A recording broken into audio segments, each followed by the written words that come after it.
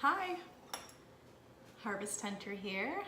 Wanted to share with you a few of the things that I've made this week. I've moved away from raw single ingredients, which I was doing with some of the fruits in the weeks past, and have started to work on recipes. Not my recipes, because that's not what I'm good at, but some other recipes, things that we can save and consume later. So I thought I'd share a few of those with you this week. The first thing I did was a Keto Slaw, keto crack, I think they call it. It's like keto egg roll in a bowl.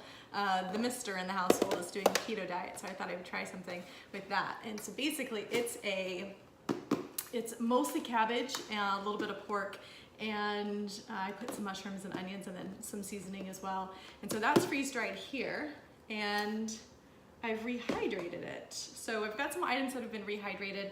This has been sitting for about 15 minutes. And I wanted to demonstrate something interesting about the freeze-drying process. I was having a conversation with friends over the week, and we're talking about how delicate the freeze-drying is and how easily things crumble and can be just how brittle they are. And he asked, well, how does it, when it comes back, is it still brittle? How does it reconstitute? And so I thought this is a good recipe to show you guys. So this is a piece of cabbage, freeze-dried, so super thin and brittle. You can see, and you notice how easy it is to just crumble up. I mean, it just falls apart. If I were to put it in a blender, it would turn into dust. So that's the cabbage. Now, if I show you a piece of green cabbage, so the same cabbage rehydrated, and this has been sitting rehydrated for about 15 minutes. And there it is. Hopefully you can see it and it's not getting enough detail. But it feels just like cabbage from a soup, like something that's been cooked, and what's really, it really pulls back, its structure comes back. So it's not brittle. I'm giving it a good tug. It's behaving as it did before it was freeze-dried. I mean, it's incredible. It's as if when you freeze dry the items, the structure stays, but because there's no moisture in it, it becomes really brittle. It's easy to break. But once you put the moisture back in, those bonds re-strengthen. I mean, it's boiled cabbage. I'm fascinated by my freeze dryer, and it tastes like cabbage from a soup. So this is what I've done with it. And I've added, use these glass bowls so you can see. I've just added some hot water, and it reconstitutes really well. So this isn't, I think when you eat this, the keto recipe, of course, you're not eating it as a soup. But you could drain it off. You could give it another quick stir fry to pull some of that loose moisture out, but it rehydrates really, really well. And the pork sausage in there does pretty well as well. Really, honestly, it was actually the pork sausage that got me into freeze drying. I have a friend who made a biscuits and gravy, and all I ever knew about freeze drying was the packaged items that you find like in REI for backpacking, full of salt, preservatives. They're fine. It's great to eat if you must, but nothing like a fresh meal. When he brought the biscuits and gravy, I tasted the pork sausage, and the light bulb went off. I was sold. So that's that recipe. And then later this week, so when I made this, I made the whole recipe. I think tripled it. So I had 18 servings, put it on the 5 trays, and freeze-dried it together. Later in the week, after going to the Bellingham Farmers market, which some of you might have seen that post, I bought a few items there and decided to freeze them, cook them separately, freeze them separately, and then put them back together later. So this, I'm not a big meat eater in this family, so when I do eat it, I like it for seasoning and for flavor. But this is ground beef, and this was gonna last us for a while. It was 4 pounds, and when I do cook beef, I like to get the pasture-raised, grass-fed. I feel better about the purchase, and it was really interesting in the farmer's market at Bellingham. So many farmers were producing produce maybe on 3 acres, but they actually had 20, 11, 15 acres that they were using for pasture, and they were utilizing crop rotation. So those type of agricultural models I like to support because they are more sustainable in the long run, at least I believe so. So we've got some ground beef here. I just a little salt and pepper and put it on the frying pan and cooked it up. That was it. And then made 1.5 trays of ground beef. These are the 2 large summer squashes that I picked up in Bellingham. And I'm gonna open these up, freeze dried. So I chopped them up and a little salt and pepper, a smidge of olive oil, put them on a baking sheet, covered them with tin foil, roasted for 35 minutes. And when I took them out of the sheet pan, lots of liquid. So this is what slowed down the whole process. This setup took about 2 days to freeze dry. But these are so yummy. Let's see if I can,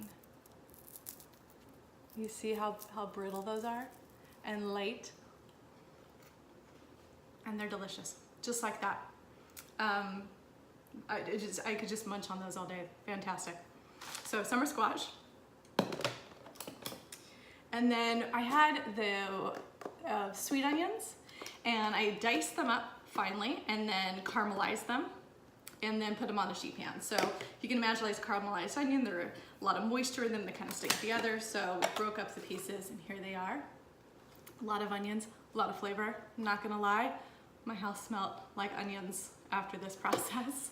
But amazing flavor. This is gonna last a long time, and then you could just break off little bits of it. And again, crumbles like anything else. If you eat it raw, it tastes like a Funyun. If you ever ate Funyun, I don't even know if those are still around. Funyuns, I used to like those when I was a kid. They're just light, airy, has the sweet onion flavor, a little bit of salt, kind of yummy. And then this was not from the farmer's market. This was just rice. So I made, it's the jade rice from Bellingham Farmers.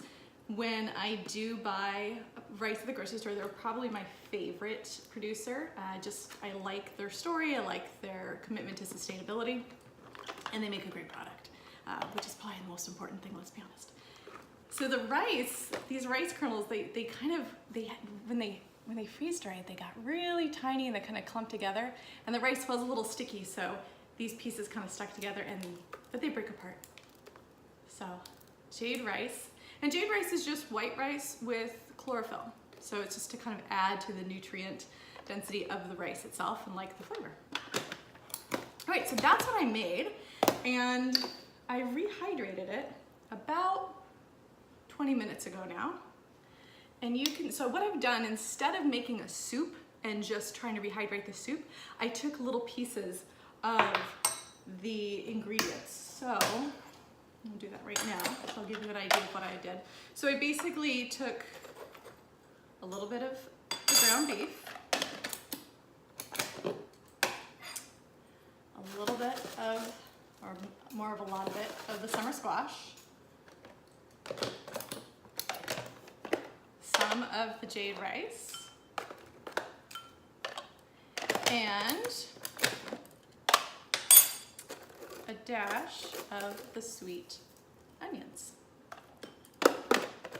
And then you just take really hot, almost boiling water, pour it on. Our idea is not to cook, the food has already been cooked, the idea is to rehydrate.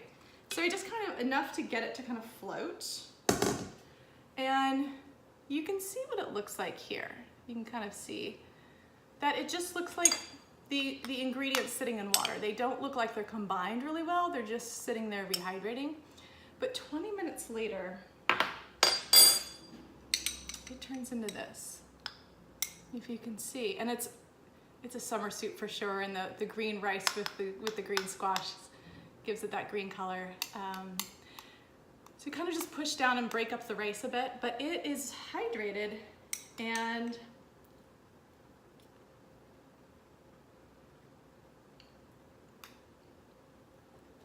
it tastes like soup. Like you wouldn't know that these ingredients weren't cooked together into a soup. So this is a great way to have these ingredients on hand and make a super quick meal. Or if you have folks in your family, and someone likes onions and someone doesn't, and someone wants rice and someone's on keto and won't do that. So you can customize the soup based off of the ingredients. One other thing I wanted to show you guys, this was really, when I first got my freeze dryer, I was so excited. I hadn't been to the market, and I just wanted to freeze dry something. So I had like a 6-pack of cans from Costco of chickpeas. Like, you know, you put them in your pantry and they tend to stay there forever. And so I thought, I'll do the chickpeas. So I opened them up, rinsed them, put them on the trays, and then freeze dry them. So here's a chickpea, and when you break it, hopefully this is coming through. Oh, it just turns to dust. You guys see that? It's just powder, which is really easy for making hummus, which I did. I took hummus to a barbecue last week. And this is the part where rehydrating is really interesting. So these have been rehydrating for about 23 minutes now, probably a little too long. I did this once before, and I liked 15 minutes was my perfect. But look at this chickpea. It looks just like a canned chickpea. And now when I break into it, it's not as brittle. It's behaving as a canned chickpea. And tastes like one too. Fun. So that's it. That's where I am this week. I'm gonna hit another market. I think Roslyn is next, and see what's available, and keep finding the best of Washington produce, preserve it for the year, and have it for my family for the rest of the season and next season, and when it's raining outside. So that's it. That's where I'm at. Looking forward to finding more great food, freeze drying it, and sharing it with you guys. I think we might be working on some smoothies next because there's so much great produce in the market and fruits. So we'll see. So stay tuned and send me an email or comment on the link below if you have any questions or ideas, or if you have anything you want to try. Open to feedback. All right. Have a great week, and see you next time.